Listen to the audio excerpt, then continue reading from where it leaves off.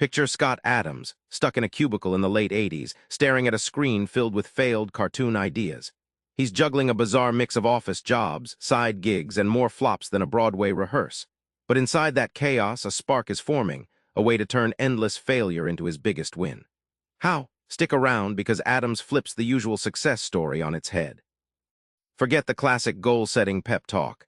Adams argues goals can actually trip you up.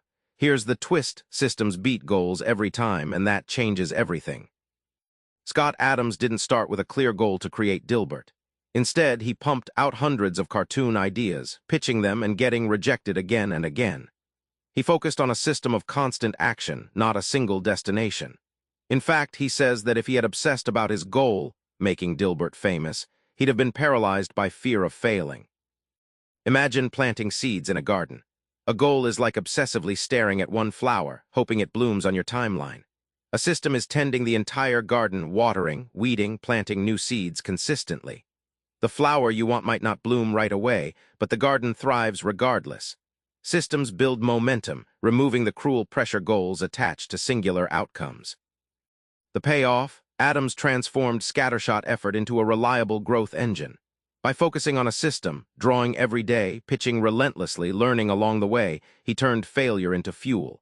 Winners build habits that keep producing instead of chasing trophies that disappear. The surprise?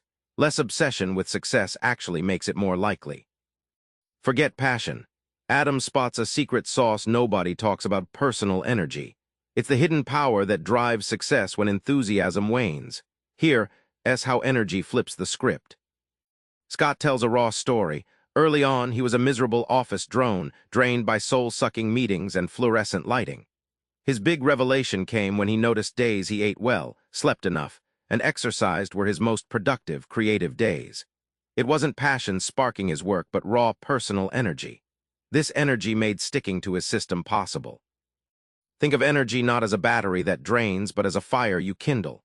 If you feed it well through good habits, healthy food, exercise, sleep, it grows stronger. Neglect it and it sputters out. Unlike passion, which is fickle and unpredictable, energy is something you can reliably cultivate and renew every day, a fuel in your success engine.